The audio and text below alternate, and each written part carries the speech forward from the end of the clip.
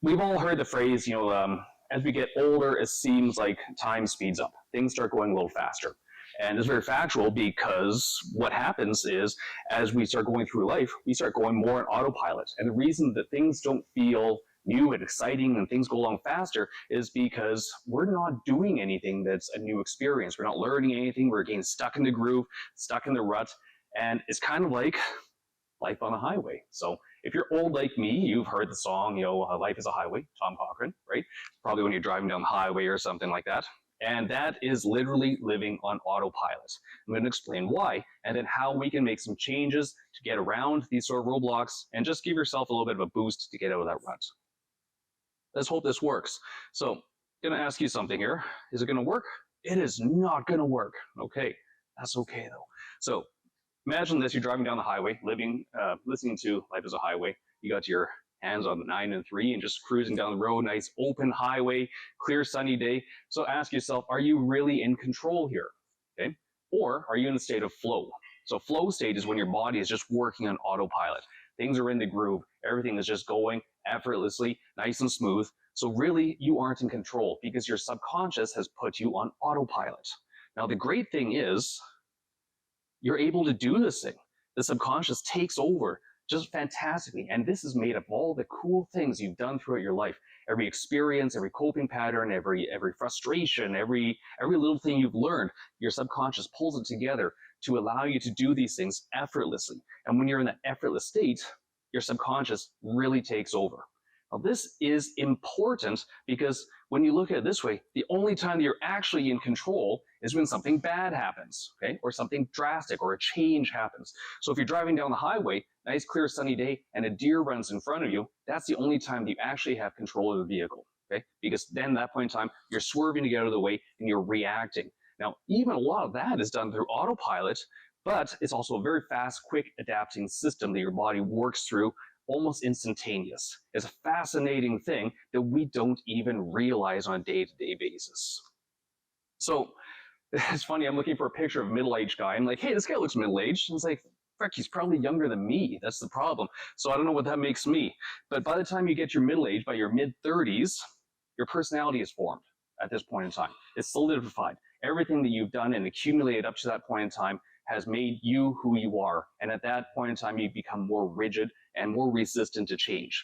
It gets even worse as we get older. And, by the time you get to your 70s or 80s, that's when you're like, you like your routine. You like doing things the way that you were doing. You like things non-changing. So why is this important? Because we make about 35,000 decisions a day. So think about that. 35,000 decisions every single day. And most of that, about 90 to 95% of it, is done on autopilot. This is your subconscious just doing things over and over and over again that you're not actively thinking about. So that includes your breathing, includes eating, it even includes those simple interactions that you have with a person, when you walk into work and they say, hey, how are you doing? And you respond immediately like, good, how are you? All that is done through autopilot, through your subconscious, built on different patterns. Okay, so it's essentially the same old, same old. So really think about this, and we all know the people who, they go out every Friday, the same day, to the same bar, with the same people, to listen to the same music, drink the same beer, and do the same things on a regular basis. This is creating that very strong rut that we caught into and makes us very resistant to change. And this is where pattern interrupt comes from. Now, pattern interrupt is a term that's used in neurolinguistic programming to affect the psychology. So it's when you get into that rut, what you want to do is do something that's caused a drastic change and an interruption into that feature so we can move forward and enact a change on your system. So by affecting our psychology, we need to change the physiology. What that basically means is just talking about it and thinking about it isn't going to be enough. You actually have to take some action. You have to have some new experiences. You have to feel different and do something different. This is a big deal when we look at how our current world is with self-help. Okay? So we've got courses, we've got masterminds, we've got personal development, we've got self-help books, we've got coaches and trainers, and all these things are providing their insights and experience and helping us move to the next level, but only if we actually take action. Otherwise, self-help very quickly turns into what they call shelf-help. It's that trophy that you put on the bookshelf, be like, I achieved this, I read this book, I did this thing once, but I'm not really going to do it anymore. I'm done with it. I'm going to move on. So in short, talk is cheap when it comes to making change. You can't just talk about it. You have to actually make an experience and change how your body is feeling. To really cause that pattern interrupt, something needs to feel different and move different. So let's look at the bad breakup pattern, okay? So everyone's been here. You have a bad breakup. What's the standard thing that people do when you have a bad breakup? You get a bunch of friends together, you go to the bar, right?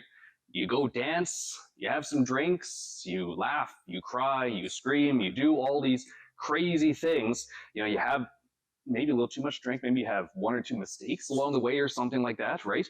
And when that happens, it is the ultimate way to break that pattern, because we're causing not only very quick changes by having fun and bombarding the system with new emotions, creating new memories that can be overriding old memories, breaking out of that need to call that girlfriend, that ex-girlfriend at 2 or 3 in the morning because now you're out having fun.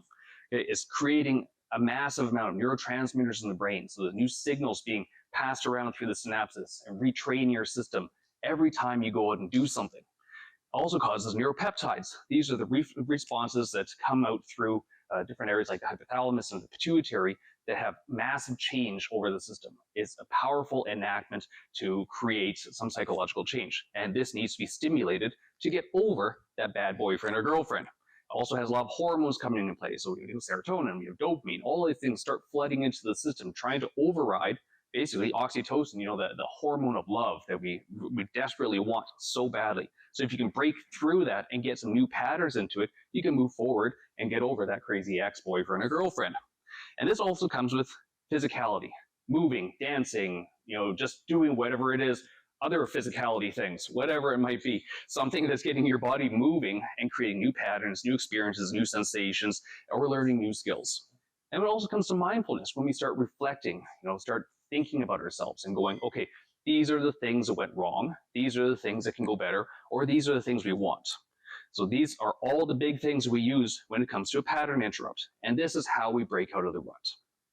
Now, breaking out of the rut is drastically important. And the biggest reason why is here we are. Second Friday of January is known as Quitter's Day. Okay?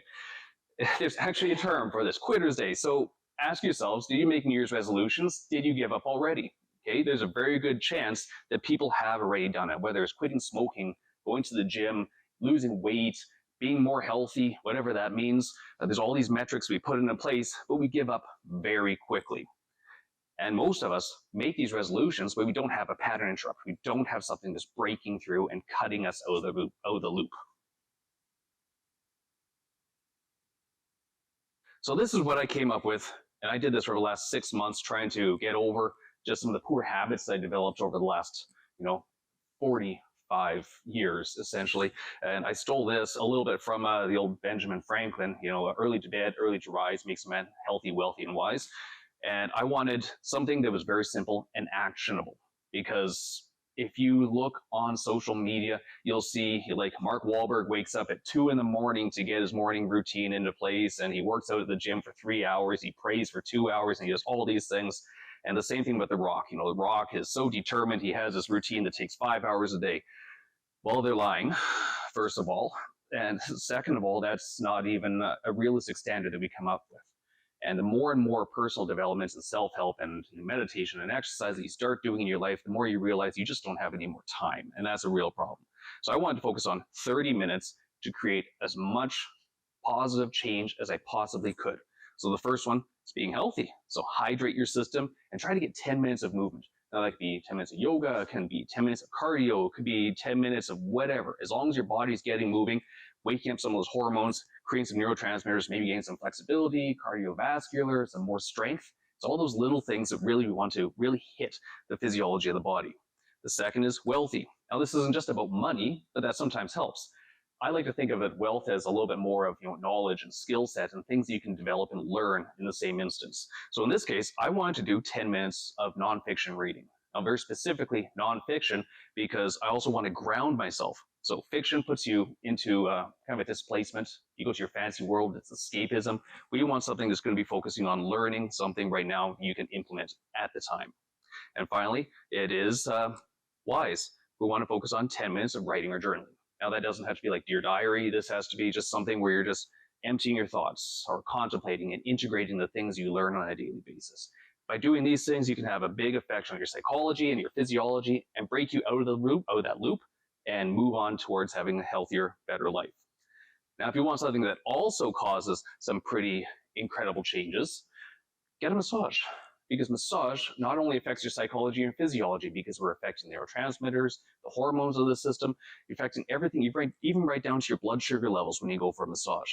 So we're here to help. Get a massage. If you've never done one before, go for a few of them, because it makes a big difference if you're trying to get out of some old patterns in life and move on to something that's going to be new and more exciting.